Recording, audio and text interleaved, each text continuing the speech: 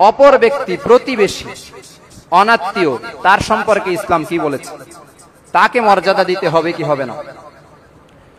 এ সম্পর্কে পেয়ারা হাবিব সাল্লাল্লাহু আলাইহি ওয়াসাল্লামের সাহাবীর ঘটনা।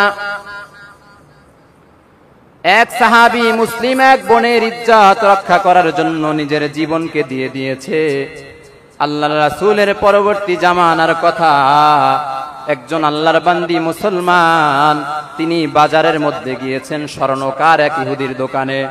ইহুদির দোকানে যাওয়ার পরে ইহুদির বাচ্চা বিভিন্ন ধরনের খারাপ কথা মুসলিম মেয়েটাকে বলা শুরু করেছে, মুসলিম নারীকে বলা শুরু করেছে। এক পর্যায়ে মুসলিম নারীর হিজাব নেকাব ধরে টান দিয়েছে চেহারা দেখার জন্য। নারী তিনি অস্বীকৃতি জানিয়েছে, মুসলিম নারী প্রতিবাদ করেছে। অল্প কিছুক্ষণ পরে আরো কয়েকজন ইহুদি স্বর্ণকারের দোকানে উপস্থিত হয়।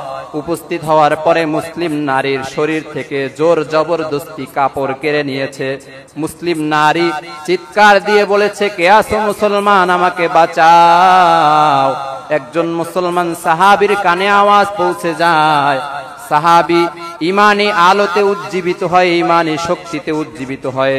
জায়গার মধ্যে উপস্থিত হয়ে ঘটনা দেখে ইহুদির বাচ্চা স্বর্ণকারকে ধরে জায়গার মধ্যে হত্যা করে ফেলে। সুবহানাল্লাহ।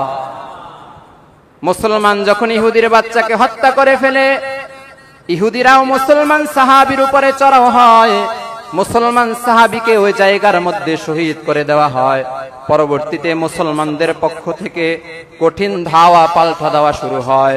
15 দিন পর্যন্ত ইহুদিদের বস্তিটাকে মুসলমানেরা আবদ্ধ করে রেখে, জেলখানা বানিয়ে রেখে, পরবর্তীতে অপরাধী ইহুদির বাচ্চাদেরকে ধরে টেনে হেঁচড়ে জেলখানার মধ্যে আবদ্ধ করে দেয়।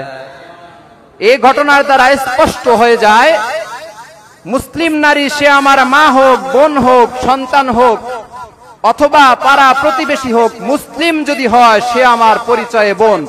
কোন মুসলিম বোনের উপরে আঘাত, কোন মুসলিম বোনের ইজ্জতকে হরণ করলে কোন মুসলমান নিশ্চুপ থাকতে পারবে না। যার জ্বলন্ত প্রমাণ আল্লাহর রাসূলের সাহাবী, তিনি এক মুসলিম নারীর জীবন রক্ষার্থে, ইজ্জত রক্ষার্থে, সম্মান রক্ষার্থে নিজের জীবনকে বিলিয়ে দিয়েছেন। সুবহানাল্লাহ। এক্ষেত্রেও ইসলাম নারীকে সম্মান দিছে কি দেয় নাই? কথা বলেন না আপনারা? তো যেই সমস্ত নারীরা এখন স্লোগান দিচ্ছে নারী বিষয়ক সংস্কার কমিশনের নামে, যারা মুসলমান নারীদেরকে ঘর থেকে বের করে রাস্তায় নামাতে চায়, যারা স্লোগান দেয় ইসলাম নারীদের সাথে বৈষম্য করেছে, এদের চোখের মধ্যে শয়তান পেশাব করে দিয়েছে। ঠিক না বেঠিক?